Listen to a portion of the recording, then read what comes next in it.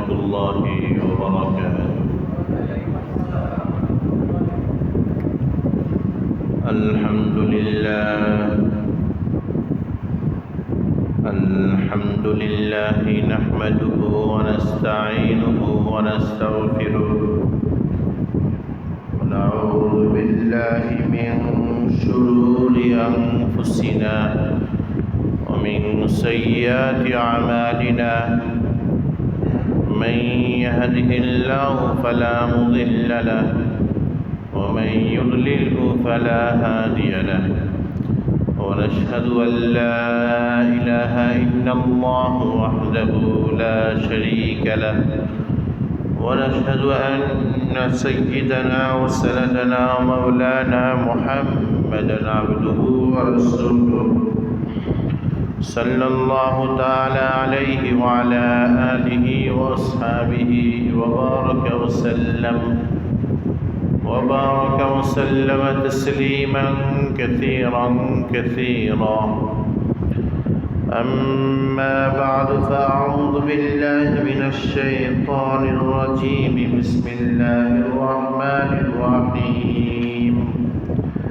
ولكل وجهة هو موليها فاستبقوا الخيرات أينما تكونوا يأتي بكم الله جميعا إن الله على كل شيء قدير. ومن حيث خرجت فول وجهك شطر المسجد الحرام وإنه للحق من ربهم وما الله بغافل عما تعملون. ومن حيث خرجت فول وجهك شطر المسجد الحرام وحيث ما كنتم فولوا وجوهكم شطره لئلا يكون للناس عليكم حجة إلا الذين ظلموا منهم فلا تخشوهم واخشوني وليتم نعمتي عليكم ولعلكم تهتدون. كما أرسلنا فيكم رسولا منكم يتلو عليكم آياتنا ويزكيكم ويعلم الكتاب والحكمة ويعلمكم ما لم تكونوا تعلمون فاذكروني أذكركم واشكروا لي ولا تكفرون. بارك الله لنا ولكم في القرآن العظيم ونفعنا وإياكم بالآيات والذكر الحكيم. درود الشريف পড়ি। اللهم صل على محمد وعلى آل محمد كما صليت على إبراهيم وعلى آل إبراهيم إنك حميد مجيد. اللهم بارك على محمد وعلى آل محمد كما باركت على إبراهيم وعلى آل إبراهيم إنك حميد مجيد.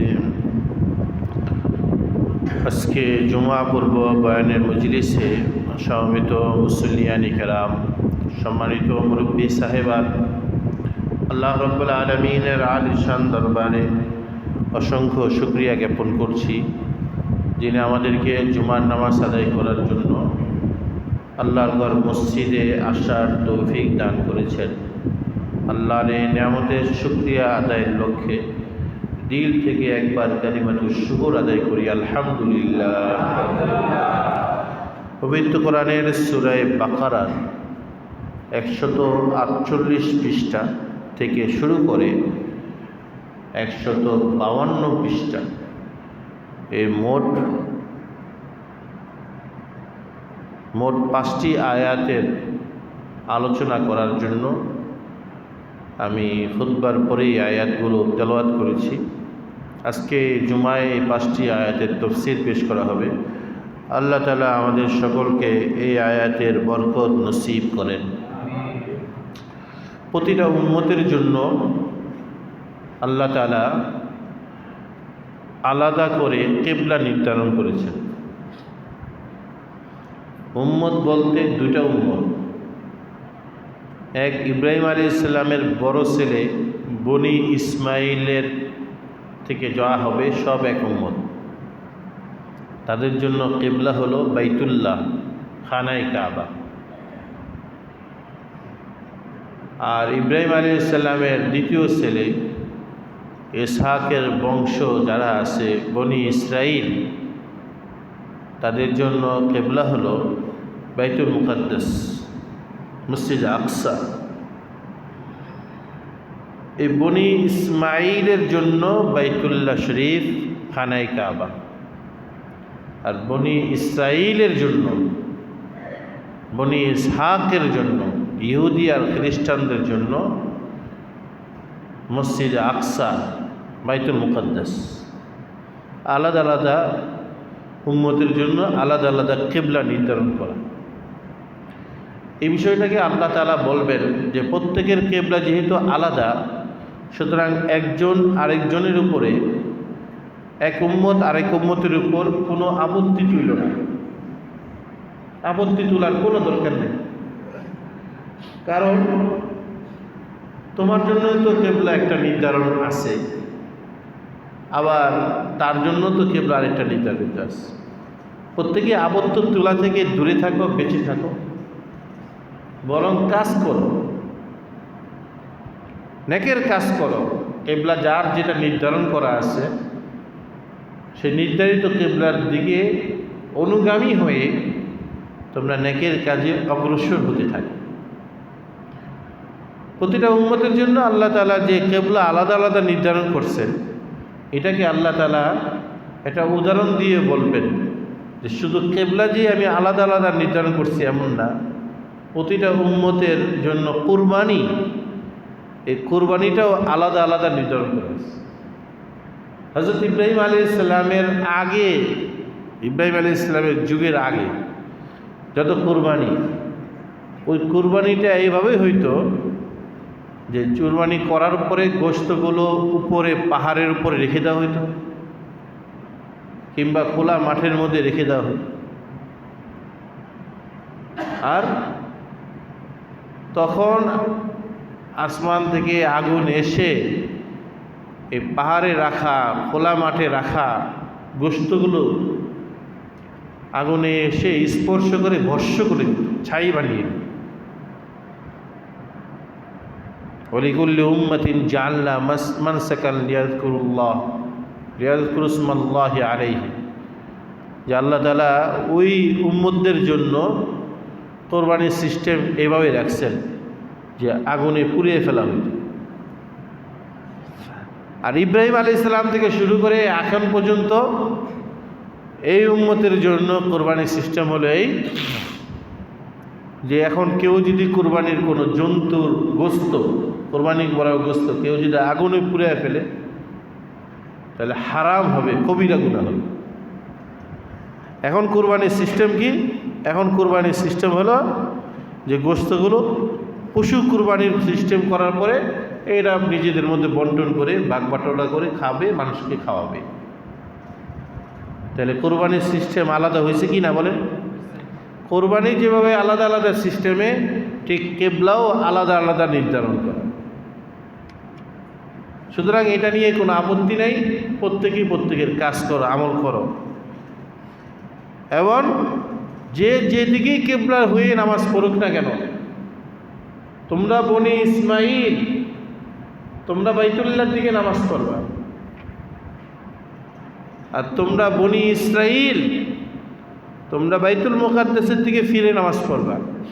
পরস্পরে আপত্তি না করে তোমরা যা আমল করো না কেন, আমি একদিন তোমাদের সবাইকে একত্রিত করব। কোন মাঠে? কোন মাঠে একত্রিত করবে? হাসরের মাঠে, কিয়ামতের মাঠে। আমি তোমাদেরকে সেখানে একত্রিত করব। সেখানে তোমাদের হক বাতিলের ফাইসালা হবে, সঠিক আর বেঠিকের ফাইসালা হবে। এখন তোমরা এগুলো নিয়ে সময় নষ্ট করো, বরং তোমরা তোমাদের কিবলা ধরে আমল করতে থাকো। আল্লাহ তাআলা এই উদাহরণটা দিচ্ছেন। পবিত্র কোরআনের সূরা বাকারার মধ্যে আল্লাহ তাআলা বলছেন ওয়ালিকুল্লিম উজহাতুন হুয়া মুওয়াল্লিহা, প্রতিটা উম্মতের জন্য আলাদা কিবলা আছে। হুয়া মুওয়াল্লিহা, এই উম্মত সে ওই কিবলামুখী হয়ে নামাজ পড়বে। বনি ইসমাইল বাইতুল্লাহর দিকে, বনি ইসরাইল ইহুদি আর খ্রিস্টান তারা বাইতুল মুকাদ্দাসের দিকে। ওয়ালিকুল্লিন, প্রতিটা উম্মতের জন্য উজহাতুন, কিবলা নির্ধারণ করা। হুয়া মুওয়াল্লিহা, সেই উম্মত ওই কিবলামুখী হয়ে ইবাদত করবে। আইনামা তাকুনু, তোমরা যেখানেই থাকো না কেন, এ মানব জাতি, তোমরা বাইতুল মুকাদ্দাসের দিকে নামাজ পড়ো আর বাইতুল্লাহর দিকে নামাজ পড়ো। আইনামা তাকুনু, তোমরা যেখানেই থাকো না কেন, ইয়াতি বিকুমুল্লাহু জামিআ, আল্লাহ তাআলা তোমাদের সবাইকে এক জায়গায় একত্রিত করবেন কিয়ামতের মাঠে। ইন্নাল্লাহা আলা কুল্লি শাইইন কাদির, আল্লাহ তাআলা সব কিছু করতে সক্ষম, সব জিনিসের উপর আল্লাহ তাআলা সক্ষম। আমরা পচে গলে মরে শেষ হয়ে যাওয়ার পরও কিয়ামতের মাঠে আমাদেরকে আবার আস্ত ফিরত নিয়ে আসবে। এটা আল্লাহর জন্য কোনো কঠিন বিষয় না। আমরা দুনিয়াতে একসময় ছিলামই না, অস্তিত্বহীন ছিলাম। আল্লাহ তাআলা আমাদের অস্তিত্ব দিচ্ছেন কিনা বলেন? অস্তিত্বহীন জিনিসটাকে অস্তিত্ব নিয়ে আসছেন। আবার আমরা দুনিয়ার থেকে শেষ হয়ে যাব। অস্তিত্বওয়ালা জিনিসটা এটা শেষ হয়ে যাওয়ার পরও আবার এটা অস্তিত্বে নিয়ে আসা হাসরের মাঠে, এটা আল্লাহর জন্য সম্ভব কিনা বলে? শূন্য থেকে যদি পূর্ণ বানাইতে পারেন, তাহলে পুণ্যটা বিলীন হয়ে গেলেও এটাকে আবার ফিরত আনতে পারবে। ওটা যদি পারে থাকেন তো এটা কেন পারবেন না? আমরা ছিলাম না, আমাদেরকে নিয়ে আসছেন, তা আমরা আসি, আমরা শেষ হয়ে গেলে আমাদেরকে আবার নিয়ে আসতে সহজ, এটা তার জন্য। ওটা কঠিন।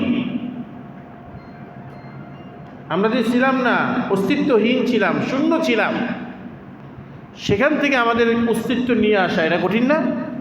এটা কঠিন। কঠিনটা যখন আল্লাহ পারছেন, তখন আমরা যখন আসি, আমরা যখন বিলীন হয়ে যাব, আমাদেরকে আবার সেই আমাদের উচ্ছিষ্ট সব জমা করে আমাদেরকে আবার একত্রিত নিয়ে আসা, এটা আল্লাহর জন্য ইজি। এটা তো অবশ্যই পারবেন। ইন্নাল্লাহ আলা কুল্লি শাইইন কাদির, বেশক আল্লাহ हर चीज़ पर कादिर कुदरत है। প্রতিটা জিনিসের উপর আল্লাহ তাআলা সক্ষম, কুদরত রাখনেওয়ালা। প্রতিটা বিষয়ের উপর তো আল্লাহ তাআলা সক্ষম। কাজেই তারা বাইতুল মুকাদ্দাস ফিরে নামাজ পড়ুক আর তোমরা বাইতুল্লাহর দিকে ফিরে নামাজ পড়ো, কোনো সমস্যা নেই। অমিন হাইসু খারাজতা ফাওয়াল্লি ওয়াজহাকা শাতরাল মসজিদিল হারাম। আমাদের ইতিহাস মনে রাখতে হবে। নবীজি বনু সালামা ওই গোত্রে মসজিদের মধ্যে জোহরের নামাজ পড়তেছিলেন। 2 রাকাত নামাজ পড়া অবস্থায় ওহী নাজিল হয়। এই 2 রাকাত জোহরের প্রথম 2 রাকাত বাইতুল মুকাদ্দাস হয়ে ফিরে সেদিকে ফিরে তিনি নামাজ পড়তেছিলেন। ওহী নাজিল হওয়ার পরে নামাজের মধ্যেই নবীজি ঘুরে গেলেন বাইতুল্লাহর দিকে, বাকি 2 রাকাত আদায় করলেন। এখান থেকে কারোর মনে সন্দেহ আসতে পারে যে মুকিম ব্যক্তি যে তার আপন ঠিকানায় আছে, মনে হয় তার জন্যই কেবলার বিধান আছে। মুসাফির দিক বিদিক সফর করতেছে যে মানুষ, তার জন্য মনে হয় কেবলার বিধান নাই, এরকম সন্দেহ থাকতে পারে। এই সন্দেহ দূর করার জন্য আল্লাহ তাআলা বলতেছেন ওমিন হাইসু খারাজতা, যেখান থেকেই তুমি বাইর হও না কেন, তুমি যেখানেই থাকো না কেন, সফরের অবস্থায়ও, হজরের অবস্থায়ও, মুকিম থাকা অবস্থায়ও এবং মুসাফির থাকা অবস্থায়ও, ফাওয়াল্লি ওয়াজহাকা, তোমার চেহারা ফিরত রাখবে, চেহারা ফিরিয়ে রাখবে, শাতরাল মসজিদিল হারাম, মসজিদে হারামের দিকে তোমার চেহারা রাখতে হবে। মুকিম অবস্থায় যেভাবে আমরা কেবলামুখী হয়ে নামাজ পড়ি, মুসাফির অবস্থাও আমরা কেবলামুখী হয়ে নামাজ পড়ি। সবার জন্য একই বিধান। ওয়া ইন্নাহু লাল হাক্কু মির রাব্বিক, এটাই আল্লাহর পক্ষ থেকে সঠিক নিয়ম। আল্লাহর পক্ষ থেকে এটা সঠিক নিয়ম। ওয়াল্লাহু বিগাফিরিন আম্মা তা'মালুন, তোমরা যে কাজ করো না কেন আল্লাহ সেই সম্পর্কে বেখবর নন। তোমরা যত কাজ করো সব সম্পর্কে আল্লাহ তাআলা জানেন। সুতরাং তোমরা তোমাদের কিবলামুখী হয়ে নামাজ পড়ো, যত পারো নামাজ পড়তে থাকো, আল্লাহ তো সেই সম্পর্কে তোমাদের বিষয়টা জানেন। ফাস্তাবিকুল খায়রাত, তোমাদের কেবলা নির্ধারণ করা আছে, ওই নির্ধারিত কেবলার দিকে তোমরা ইবাদতে যত আগাইতে পারো আগাও। ফাস্তাবিকুল খায়রাত, প্রতিযোগিতা করো, আগাও। তোমাদের কেবলা নির্ধারিত, এদের কেবলা নিয়ে চিন্তা ভাবনা করার তোমাদের দায়িত্ব। আল্লাহ বলেন যে তোমাদের কেবলা যেটা নির্ধারিত আর তাদের জন্য যে কেবলা নির্ধারিত, ওয়া ইন্নাহু লাল হাক্কু মির রাব্বিক, এগুলো সব তোমাদের রবের পক্ষ থেকে যথাযথ নির্ধারিত আছে। ওয়াল্লাহু বিগাফিরিন আম্মা তা'মালুন, সুতরাং তোমরা তোমাদের কেবলা নির্ধারিত দেখে সেভাবেই চলো। তোমরা যা কর্ম করো সে সম্পর্কে আল্লাহ তাআলা বেখবর নন। আল্লাহ তাআলা সব কিছু সম্পর্কে জানেন কি না বলেন? জানেন। কাজেই আমরা কোনো মন্দ কর্ম করে কেউকে না জানিয়ে পার পাওয়ার কোনো সুযোগ নেই, কারণ আল্লাহ তাআলা সে সম্পর্কে জানেন। আবার ভালো কর্ম করে, খেয়াল করেন, আবার ভালো কর্ম করে কাউকে জানানোরও দরকার নেই, কারণ আল্লাহ তাআলা সে সম্পর্কে খবর রাখেন। আপনি রাতে তাহাজ্জুদ পড়ছেন, এটা কাউকে জানানোর দরকার নাই, কারণ আপনার আমল কেউ জানুক আর না জানুক এই সম্পর্কে আল্লাহ তাআলা জানেন।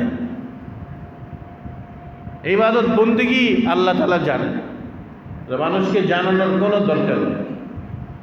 নেক কাজ করে মানুষকে জানানোর এটা কোনো দরকার নেই।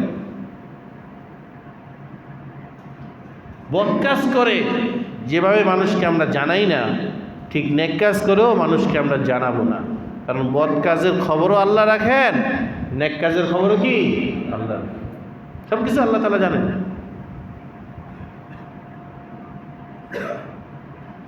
নেক কাজ করে মানুষকে জানানোর পরিবর্তে, নেক কাজ করে মানুষকে জানান দেওয়ার পরিবর্তে বেশি উত্তম হলো বদ কাজ না করা। কারণ নেক কাজ করে মানুষকে জানানো এটাও একটা বদ কাজ। বলেন, নেক কাজ করে মানুষকে জানানো এটাও একটা কি বদ কাজ। এটাকে বলা হয় রিয়া, লোক দেখানো। কোরআনে আয়াত আছে, ফাওয়াইলুল লিল মুসাল্লিন আল্লাযীনা হুম আন সালাতিহিম সাহুন আল্লাযীনা হুম ইউরাউন।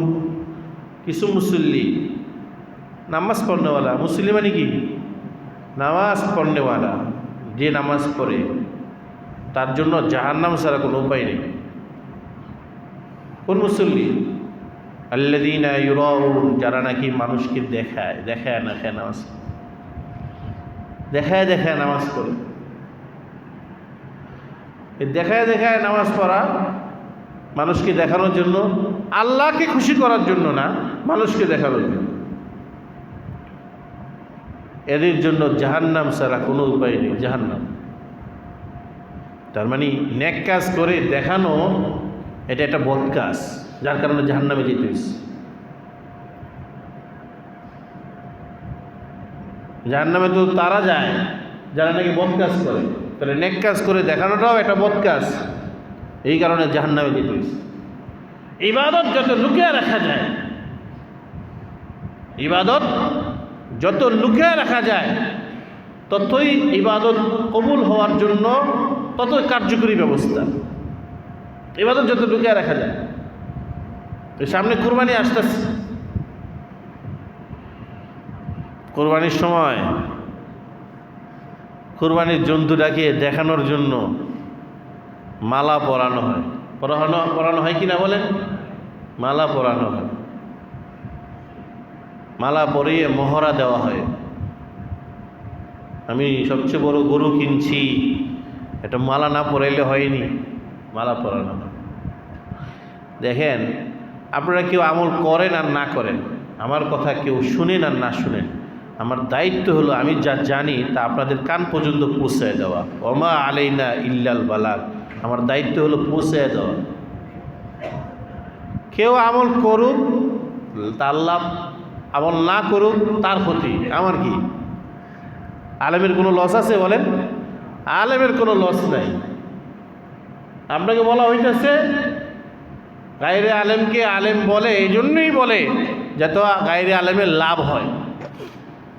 সামনে কুরবানি আসতেছে, মালা পরাবেন। কেন পরাবেন? মানুষকে দেখানোর জন্য। কোরবানির জন্তু মানুষকে দেখানোর জন্য মালা পরাবেন। এই তো 2 তালা, এর উপরে 3 তালা, এর উপরে 4 তালা। 4 তালায় কুতুবখানার মধ্যে একটা কিতাব আছে, ফতুয়ার কিতাব, আশরাফুল ফতুয়া। ওই কিতাবের প্রথম খণ্ডের মধ্যে আছে হাটাজারি মাদ্রাসায় বড় মুফতি ছিলেন, গেল 2 বছর আগে ইন্তেকাল করছেন আমাদের উস্তাদ।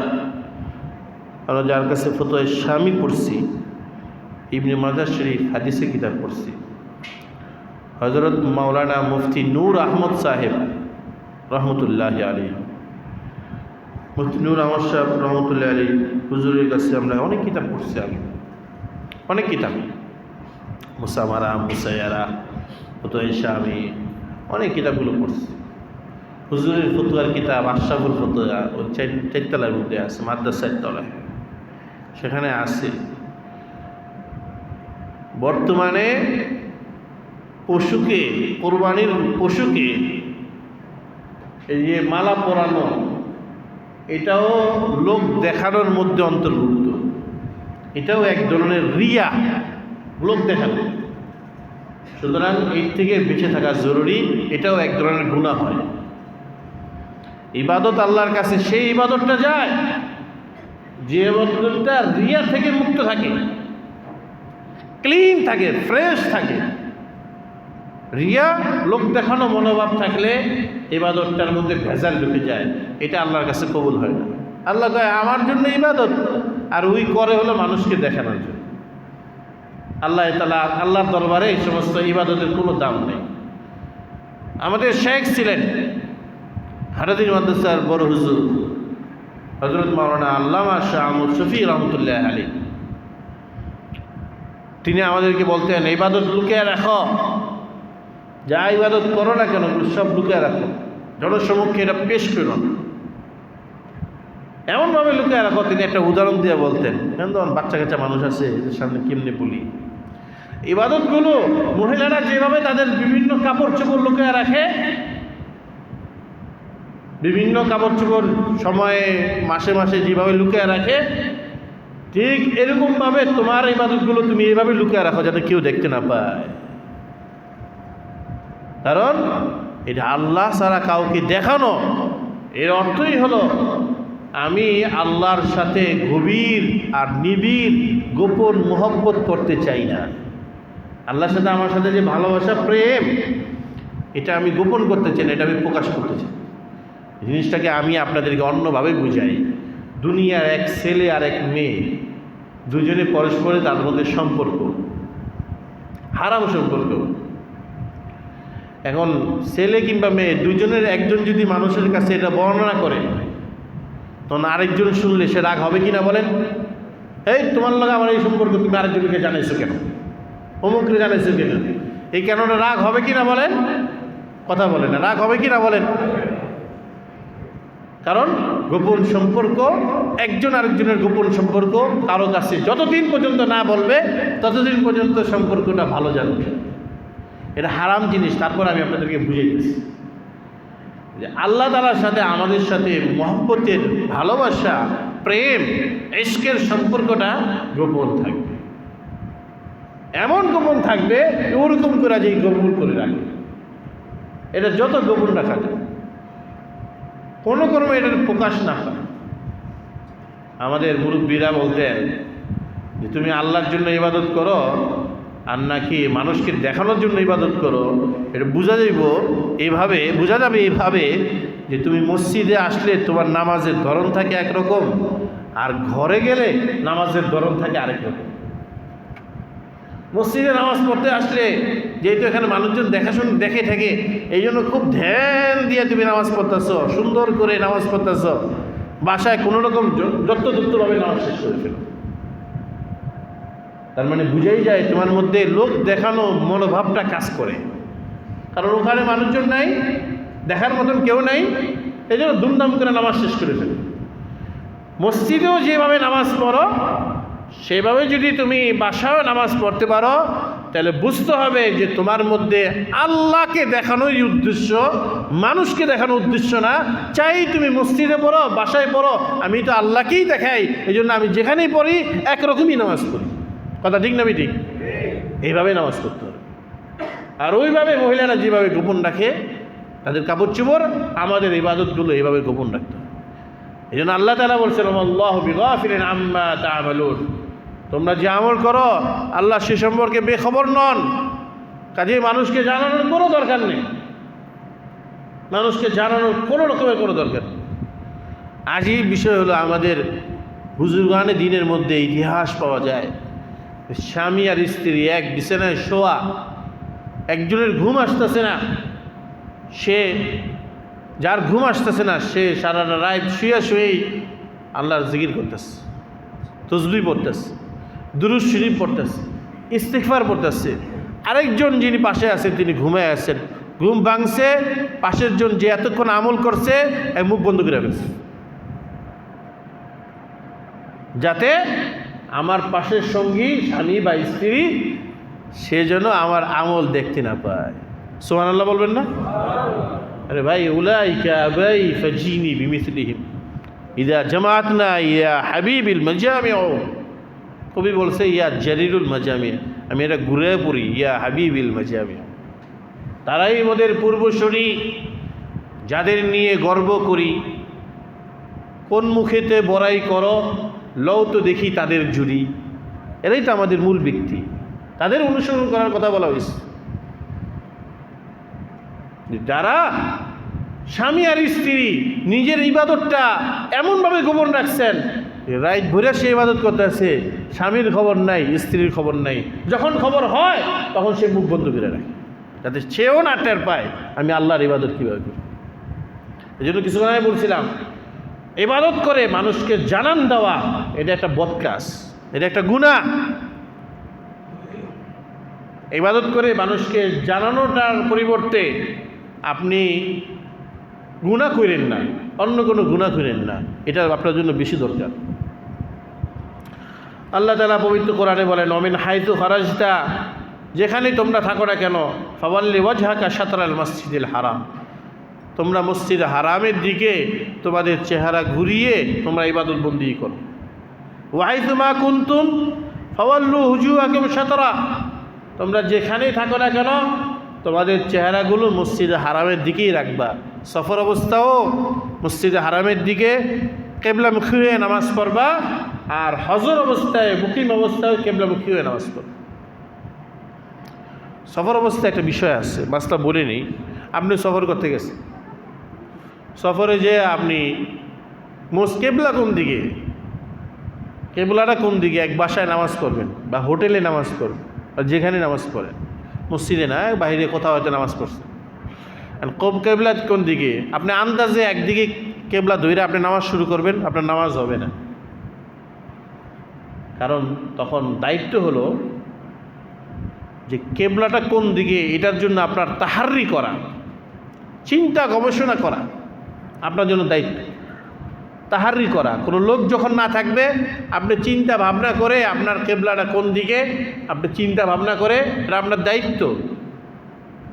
নামাজের আগে যেমন উজু করা দায়িত্ব না, উজু ছাড়া কি নামাজ হয়?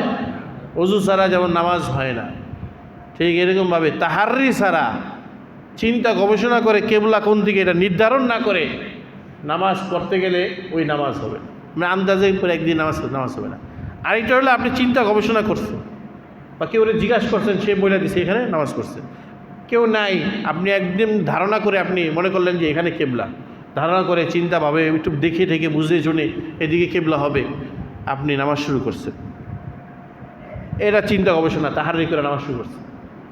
আর নামাজ শেষ, নামাজের পরে এক পিছিয়ে আইসা বা যে কোনো একটা মানুষ এসে আপনারা বলতেছে, এই আপনি যে নামাজ পড়ছেন, আপনি যে উল্টা দিকে নামাজ পড়ছেন, আপনি কেবলামুখীও নামাজ পড়েন নাই, অন্যমুখীও নামাজ পড়ছেন। তখন কি আপনার নামাজ আবার পড়তে হবে? আবার পড়তে হবে না। কারণ নামাজ শেষ করার পরে কেবলা কোন দিকে এটা জেনে নামাজ রিপ্লাই করার নিয়ম শরীয়তে দেয়নি।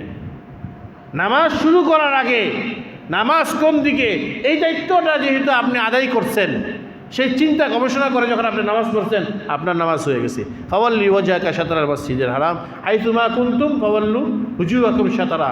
যেখানে আপনি থাকেন না কেন, গবেষণা করেই তো আপনি নামাজ পড়ছেন, আপনার নামাজ হয়ে যায়। এরকম অনেক জায়গা হয়, আমি নামাজ পড়ি, নামাজ শেষ হয়, পরে আমার কি এই নামাজ তো কেবলা থুয়ে দিকে না, কেবলা ওই দিকে, কোনো সমস্যা নেই, আবার নামাজ পড়তে হবে না, নামাজ হয়ে গেছে। কেন হয়ে গেছে? এই জন্যই হয়েছে যে আমি কেবলাটা তাহারি করে চিন্তা গবেষণা যাচাই বাছাই করে আমি একদিকে মনে করছিলাম, যদিও এটা ভুল। এই ভুলটা নামাজ চলাকালীন ধরা পড়ে নেই, নামাজের আগে ধরা পড়ে নেই, নামাজের শেষে ধরা পড়ছে। নামাজের শেষে ধরা পড়লে ওই নামাজে কোনো সমস্যা নেই, ব্যাস হয়ে গেছে নামাজ। তারপরে আল্লাহ তাআলা কি বলেন? লিয়াল্লা ইয়াকুনা লিন্নাসি আলাইকুম হুজ্জাহ। হে মুসলমানেরা, তোমরা যদি কেবলামুখী হয়ে নামাজ না পড়ো, তোমরা যদি তাদের দেখা দেখি বাইতুল মুকাদ্দাস হয়ে নামাজ পড়ো, তাহলে এই ইহুদি আর খ্রিস্টানরা কিয়ামতের মাঠে তোমাদের বিরুদ্ধে সাক্ষী হবে। তারা বলবে যে আল্লাহ, মুসলমানদের কেবলা ছিল একদিকে, তারা ওই কেবলা বাদ দিয়ে আমাদের কেবলা ধরা শুরু করে দিচ্ছে, যাতে ইহুদি আর খ্রিস্টানরা তোমাদের বিরুদ্ধে প্রমাণ পেশ করতে না পারে। এই জন্য তোমরা তোমাদের কেবলামুখী হয়ে নামাজ পড়ো। তোমরা যদি তাদের কেবলামুখী হয়ে নামাজ পড়ো, এরা দুনিয়াতে দেখাইব যে মুসলমান আমাদের ভাই ভাই, কারণ সবাদের কেবলা বাইতুল মুকাদ্দাস। কিন্তু আখেরাতে হাসরের মাঠে এই এরাই আল্লাহর কাছে তোমাদের নামে নালিশ দিবে, প্রমাণ দিবে যে আপনি তাদের জন্য নির্ধারণ করছিলেন কেবলা হবে বাইতুল্লাহ, কিন্তু এরা বাইতুল মুকাদ্দাসে নামাজ পড়ে। এই হলো একটা বিষয়। ইল্লাল্লাযীনা যালামু মিনহুম, আল্লাহ তাআলা বলেন, তবে তাদের মধ্যে থেকে যারা জালেম, যারা বেইনসাফ করে, যারা দুর্নীতি করে, সুবিচার করে না, অবিচার করে, কুবিচার করে, এদের মুখ কোনো সময় বন্ধ করতে পারবেন না। বন্ধ করা যাবে? জালেম মানুষের মুখ কোনো সময় মুখ দিয়ে বন্ধ করা যাবে না। এদের অপবাদ, এদের অপপ্রচার, এদের বদনামি সারা দিন মুখে লেগেই থাকে। মুখ বন্ধ করার মতন কোনো শক্তি আল্লাহ রাখেন। সুতরাং আপনি আপনার বাইতুল্লাহর দিকে যদি আপনি নামাজ পড়েন, তারপরও তারা অপবাদ দিবে। বাইতুল্লাহর দিকে যদি নামাজ পড়েন, তারপরও তারা অপবাদ দিবে। আপনি যদি তাদের দিকেও নামাজ পড়েন, তারপরও তারা অপবাদ দিবে। মানুষের মুখ বন্ধ করার কোনো সুরত নেই। এই জন্য ইল্লাল্লাযীনা যালামু মিনহুম, তাদের মধ্যে থেকে যারা দুর্নীতিবাজ, জালেম, বেইনসাফি, তাদের মুখ বন্ধ করার কোনো সিস্টেম নেই। मगर जालिमों की नाइंसाफ़ों की मुँह कोई बंद नहीं कर सकता। नाइंसाफদের মুখ কেউ বন্ধ করতে পারে না। মুখ চলতেছে হৃদয় সে মুখ বলতেছে। সব কথার জবাব দেওয়ার জায়গা দুনিয়ায় না। সব কথার জবাব দেওয়ার জায়গা কোন না? দুনিয়ায় না। ধরেন একজনের নামে মার্কেট বইরা, বাজার বইরা, মহল্লা বইরা, গ্রাম বইরা বদনাম করতেছে। এই কয়টা বদনামের সে জবাব দিবে? কয়টা বদনাম, কয়টা সমালোচনার সে জবাব দিবে? তো তার জন্য করণীয় হলো একটারও জবাব দিবে না, এইভাবে সে চলবে। কারণ যারা এইভাবেই চলে, শেষ হাসিটা, বিজয়ের হাসিটা ওই নীরব ব্যক্তির মুখের মধ্যে আল্লাহ তাআলা ফুটে আনে।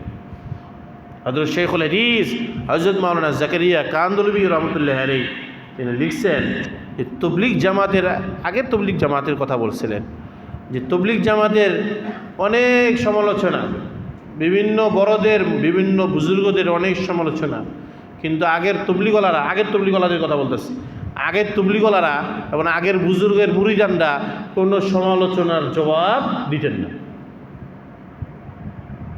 তাদের শেখুল হাদিস মুহাম্মদ জাকারিয়া রহমতুল্লাহ আবিটি মধ্যে লিখছেন, এইগুলো কোনো জবাব দিতেন না। তো কী হয়েছে? সমালোচনা হইতো, বদনাম হইতো, একের পর এক হইতো, কিন্তু আল্লাহ তাআলা ওই বুজুর্গদের ইজ্জত আর ওই দিনই মানুষদের ইজ্জত দিন দিন বাড়ায় রাখছে। সমালোচনার জবাব দিতে গেলেই সমস্যা, একদম চুপ। আমাদের মুরব্বীরা আমাদেরকে এটা শিখেছে, এত বদনামের জবাব কীভাবে দেব? ব্যাস আল্লাহ তাআলা, এই জন্য আল্লাহ তাআলা বলছেন ইল্লাল্লাযীনা আমানু যালামু মিনহুম मगर ज़ालिमों का मुंह कोई बंद नहीं कर सकता। अला तखशाउहुम, আল্লাহ বলেন যে ওই সমালোচকদেরকে তোমরা ভয় পেও না। ফালা তাখশাউহুম, বদনামকারীদের প্রতি তোমরা ভয় পেও না, বিরোধী লোকদের প্রতি তোমরা ভয় রাখো না। ওয়াখশাউনি, ভয় যদি করতে হয় আমি আল্লাহকে ভয় করো। কথা ঠিক না বেঠিক? যাকে ভয় করার কথা তাকে ভয় না করে ওদেরকে ভয় করো, ওদের সমালোচনা ভয় রাখো।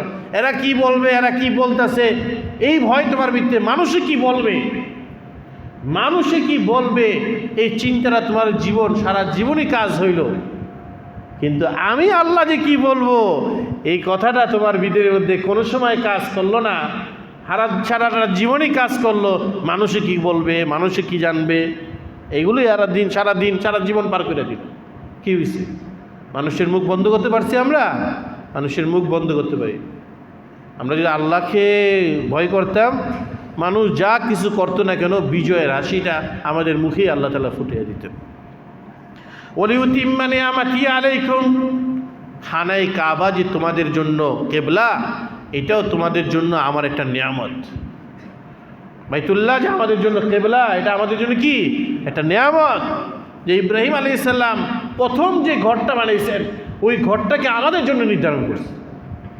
বনি ইসরাইল ইহুদি খ্রিস্টানদের জন্য ওটা নির্ধারণ করেন নাই, এটা মুসলমানদের জন্য নির্ধারণ করে দিচ্ছে, বনি ইসমাইলের জন্য নির্ধারণ করে দিচ্ছে। এটা আল্লাহ তাআলা বলেন আমার নিয়ামত তোমাদের কাছে পরিপূর্ণ করতে যাই, এই জন্য আমি কেবলা হিসাবে বাইতুল্লাহকে নির্ধারণ করছি।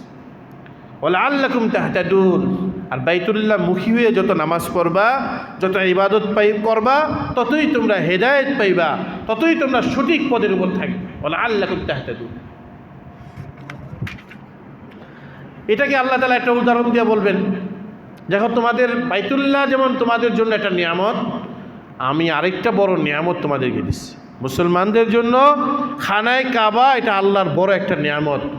এর চেয়েও বড় একটা নিয়ামত কি?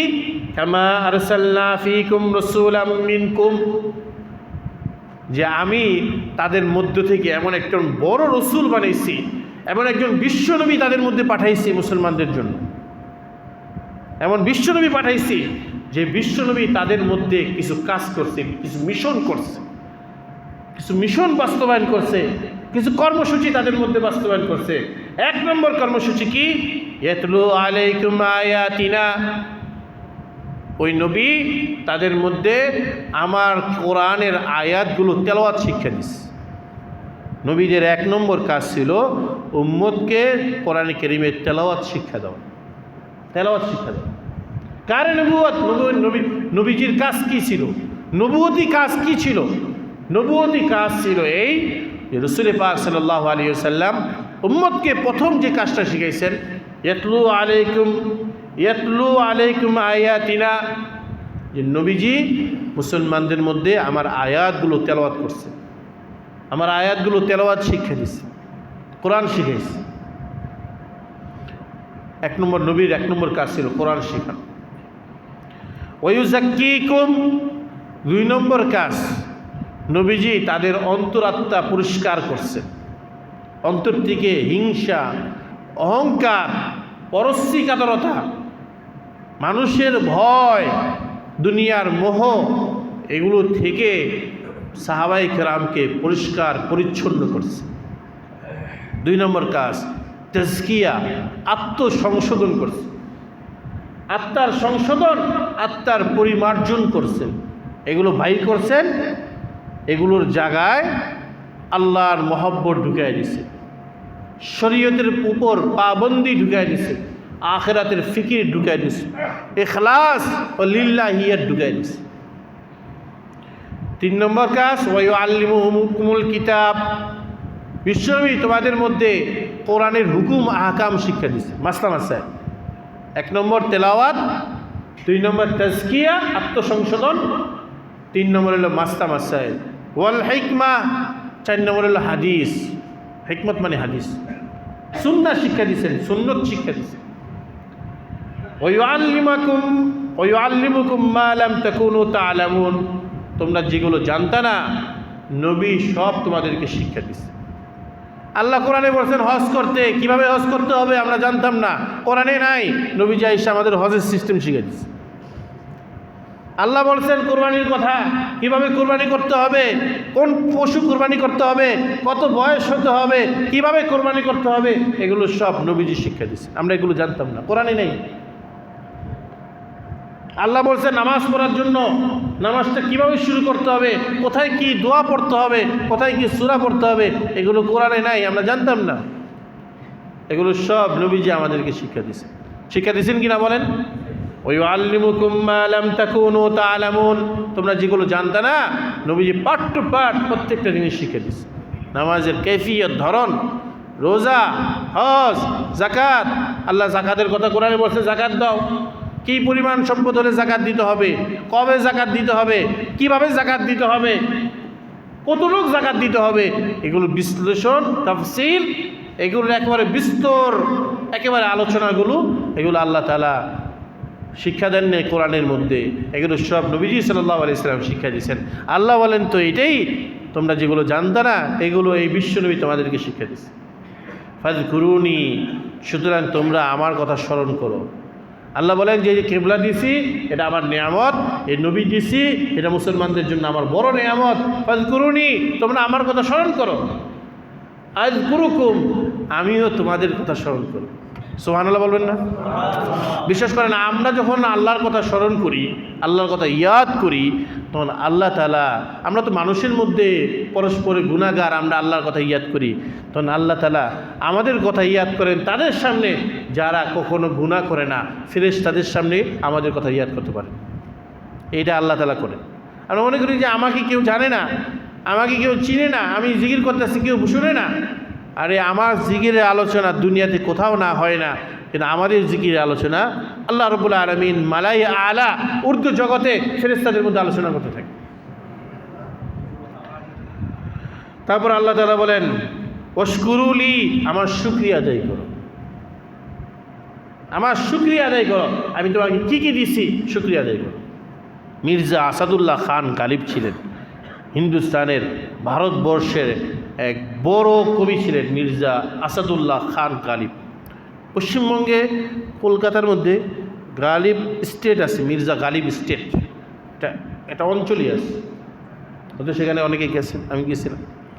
মির্জা গালিব স্টেট, মির্জা আসাদুল্লাহ খান গালিব বলতেন ওহে জিন্দগি তেরি পর মেরে বহুত ইশকালাত হয়, হে জীবন তোমার প্রতি আমার অনেক অভিযোগ আছে, लेकिन तूने मुझको जो कुछ दिया है, কিন্তু তুমি আমাকে যা কিছু দিয়েছো ও বহুত সারে লোগों को नहीं दिया, ওগুলো তো তুমি অনেক মানুষকেও দেন।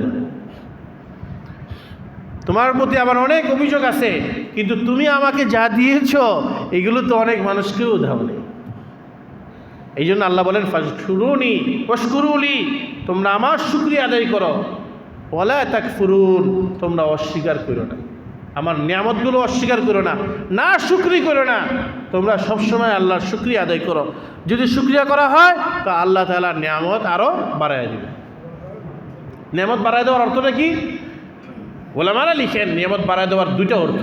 1 নম্বর হইল যে নিয়ামতটা আছে ওই নিয়ামতটা পরিমাণে বেড়ে যাবে,